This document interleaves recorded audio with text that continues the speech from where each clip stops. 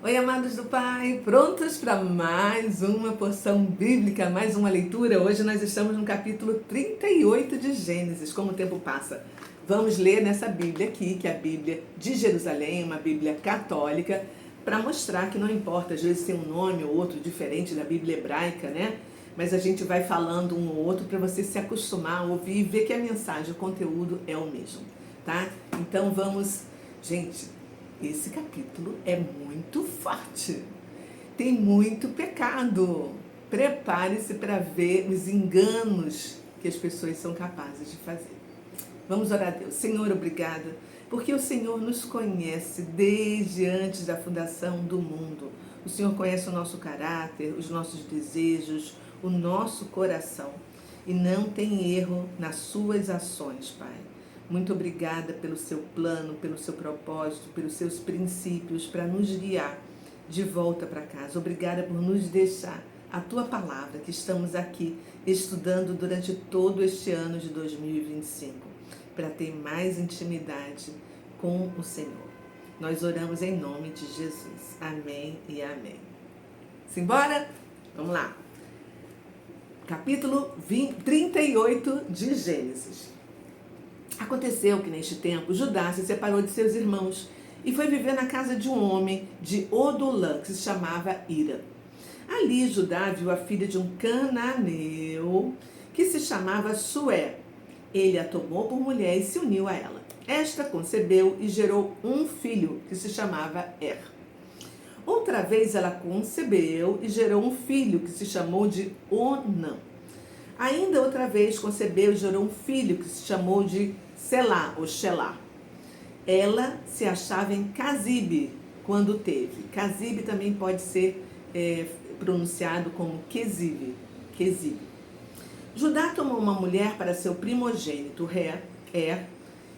e que se chamava Tamar. Mas o primogênito de Judá, desagradou a Yahvé. Yahvé é o Senhor, né? Que o fez morrer.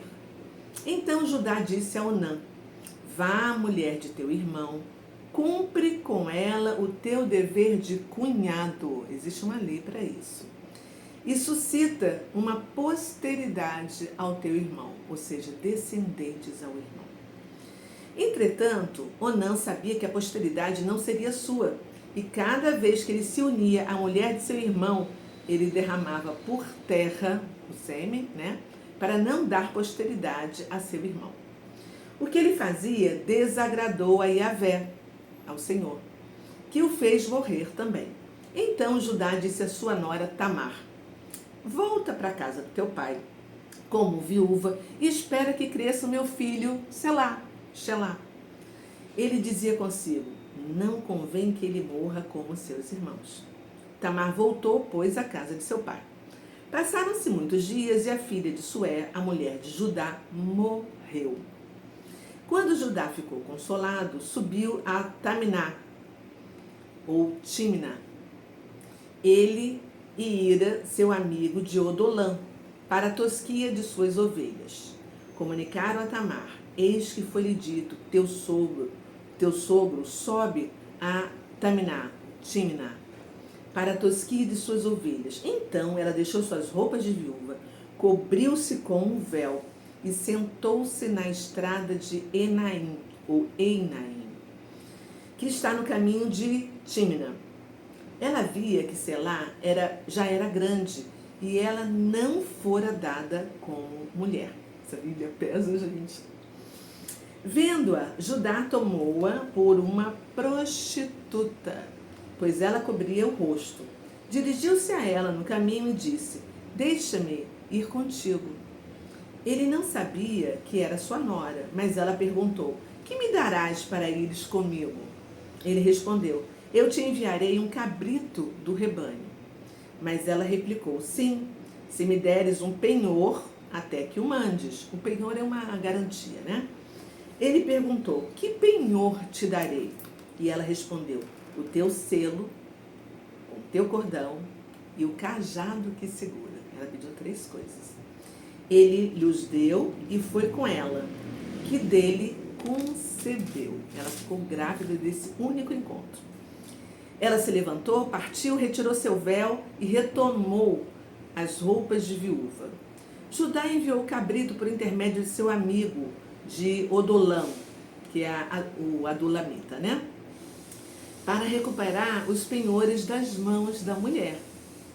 Mas este não a encontrou. Ele perguntou aos homens do lugar: onde está aquela prostituta que fica em Enaim no caminho? Mas eles responderam: jamais houve uma prostituta aqui. Ele voltou, pois, junto a Judá e lhe disse: eu não a encontrei. Também os homens do lugar me disseram que jamais houve prostituta ali. Judá retomou: que ela fique com tudo, que não zombe de nós, pois eu enviei o cabrito, mas tu não achastes. Cerca de 3 meses depois, foi dito a Judá: tua nora, Tamar, prostituiu-se e está grávida por causa da sua má conduta. Então Judá ordenou: tirai-a fora e seja queimada viva. Era a lei da época. Quando a agarraram, ela mandou dizer a seu sogro: estou grávida do homem a quem pertence isto. Reconhece a quem pertence este seno, este cordão e este cajado? Judá os reconheceu e disse: ela é mais justa do que eu, porquanto não lhe dei meu filho Selá, ou Xelá, e não teve mais relações com ela. Quando chegou o tempo do parto, parecia que tivesse gêmeos em seu seio. Durante o parto, um deles estendeu a mão e a parteira, tomando-a, atou um fio escarlate, dizendo: foi este que saiu primeiro. Mas aconteceu que ele retirou a mão e foi seu irmão quem saiu. Então ela disse: que brecha te abriste? E o chamaram de Fares, que em hebraico é Peretz. Em seguida, saiu seu irmão, que tinha o fio escarlate na mão, e o chamaram de Zara, ou Zerá. Uau, gente! Primeiro, vocês não acharam estranho a leitura dessa história de Judá e Tamar, que acabou assim invadindo a história de José, que nós começamos no vídeo de ontem? Me conta. Vamos pensar então que se Moisés a colocou, escreveu aqui no meio da história de José, porque a gente precisa entender mais algumas coisas. Então vamos refletir sobre o que nós acabamos de ler, tá? Primeiro que me chamou a atenção e que a gente não pode esquecer, que foi Judá. Quem teve a ideia de vender o seu irmão José e devolver para o pai Jacó o manto sujo de sangue. Ele se mostrou um tipo de pessoa que não está nem aí para os outros, que só quer tirar vantagem para si. E quantas pessoas nós conhecemos como ele, não é verdade? A gente percebe aqui também que ele não tinha visão espiritual nenhuma. Primeiro que ele deve ter ficado assim muito incomodado de conviver ali com o pai que estava com aquela tristeza eterna, né? Porque um luto enorme, porque José era o filho preferido de Jacó, infelizmente. E aí ele saiu dali e foi viver no meio do povo cananeu, onde acabou se unindo a uma mulher, né? E teve 3 filhos com ela. Então, na verdade, Judá se afastou da sua família, dos seus irmãos, constituiu uma família, bem ou mal, mas longe dos princípios do Senhor, do Eterno de Israel. E aqui também fala que ele estava morando em Quezib, né? Quando nasceu o seu 3º filho. E sabe o que significa o nome desse lugar? Lugar da mentira. Olha onde ele foi parar. A gente vê que ele não se distanciou somente da sua família, mas também do Deus de Israel, né? E aí, Tamar, que era uma mulher cananeia, acabou se casando com o primogênito de Judá, com o primeiro filho dele. E que não deveria ser uma pessoa boa, para poder ser moldado e trabalhado por Deus, porque Deus olhou para ele e viu que não tinha jeito e o matou. Como existia a lei do levirato, que é a lei do cunhado, que o cunhado deveria assumir a esposa viúva do seu irmão, deitar com ela para poder dar descendentes, que seriam, assim, descendentes do irmão, não dele, tá? Porque, na verdade, aquilo ali era uma proteção, uma garantia para a viúva, porque uma mulher naquela época que era viúva e não tinha filhos, ela estava completamente sem um futuro garantido, porque o filho é que dava a garantia para ela, né? E aí, o que aconteceu? Veio o segundo filho, né, que Judá mandou, foi, transava com ela, mas na hora H, né, ele jogava o esperma dele no chão para não engravidá-la. Olha que maldade desse homem. Ele enganava, ele fazia o que não era certo, ele não queria dar descendentes para o irmão. E aí o que aconteceu? O segundo também morreu.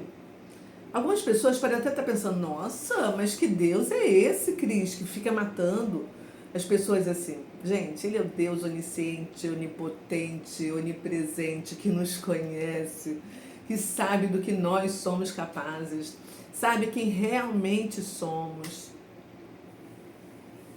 E a gente não pode esquecer que Jesus é o leão da tribo de Judá. Vem dele, olha que loucura.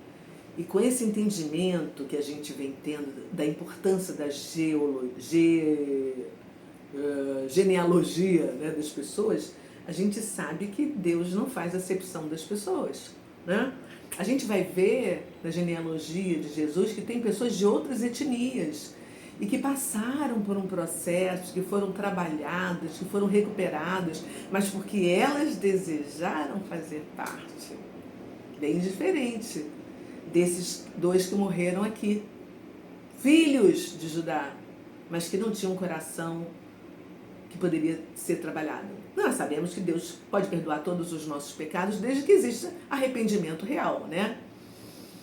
Então, se Deus tirou algumas pessoas, porque essas pessoas não poderiam participar da tribo de Judá, tá? Vamos prosseguir então.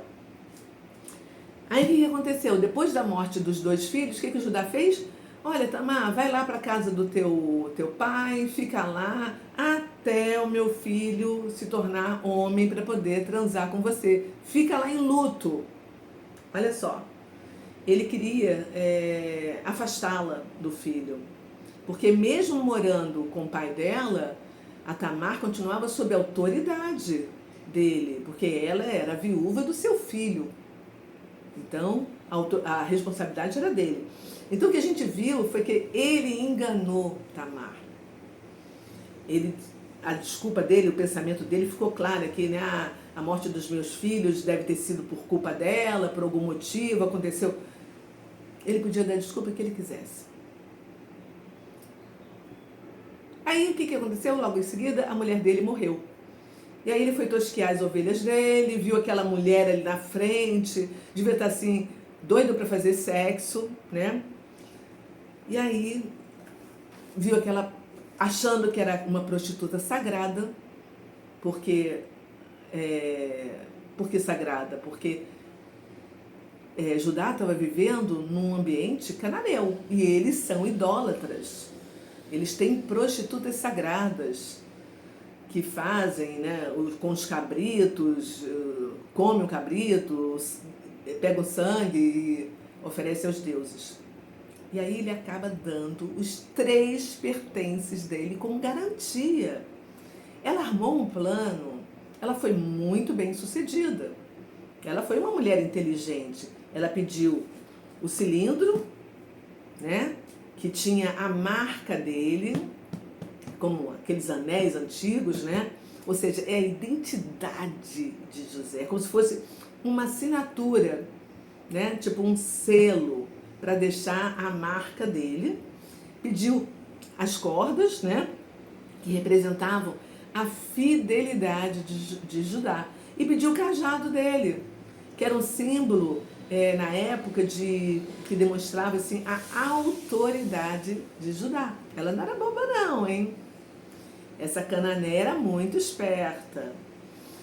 E vejam como o desejo, gente, sexual transtornou completamente, virou a cabeça de Judá, ao ponto de fazer ele entregar essas 3 preciosidades para uma mulher que ela achava que era prostituta e que ele encontrou ali na rua.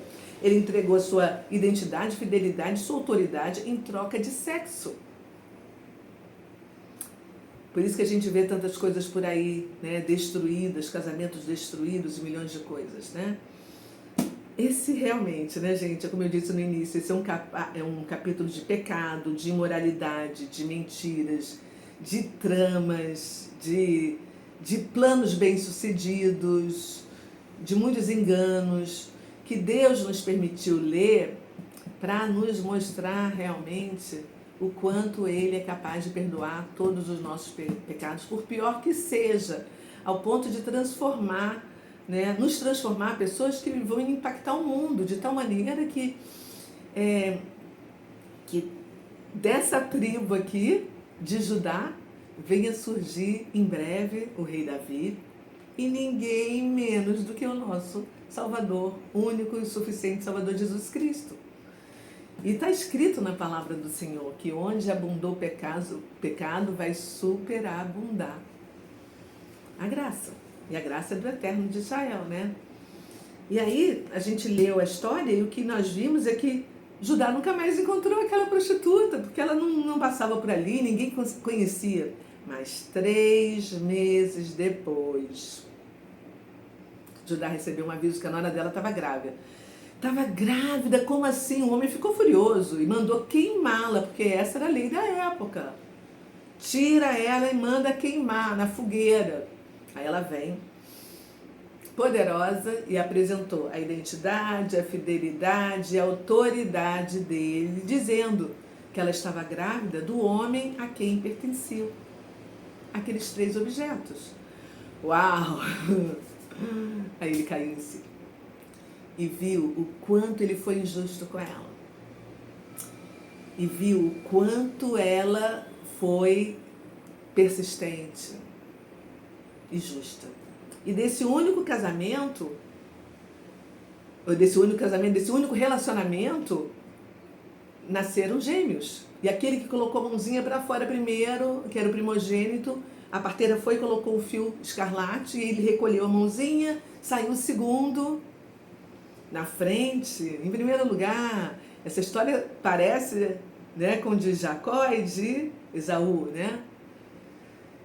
E ele foi chamado de Pérez, que em hebraico é aquele que rompe, aquele que vem na frente. E o segundo foi chamado de Zerá, que é escarlate, que, por causa daquele fio que ela colocou no fio dele, no pulso dele, né? E em breve nós vamos ouvir falar sobre Pérez e todos os seus descendentes. Isso é muito importante, a genealogia. E é isso, eu espero que você tenha entendido a razão deste pesado e forte capítulo. Está aqui no meio da história de José, que amanhã a gente continua, porque foi através desse relacionamento conturbado, cheio de mentiras, de trapaças, é que vai surgir o leão da tribo de Judá. Prepare-se, porque o melhor ainda está por vir. É isso aí, gente, ó.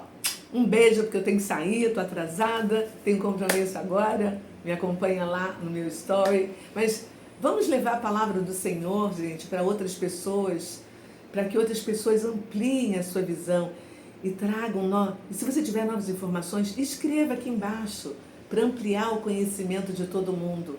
Porque às vezes passa despercebido alguma coisa na leitura que eu estou fazendo, mas você sabe de outra coisa. Faça isso, ouse. Ó, compartilha com quem você ama, a pessoa vai amar. Beijo, fui, tchau.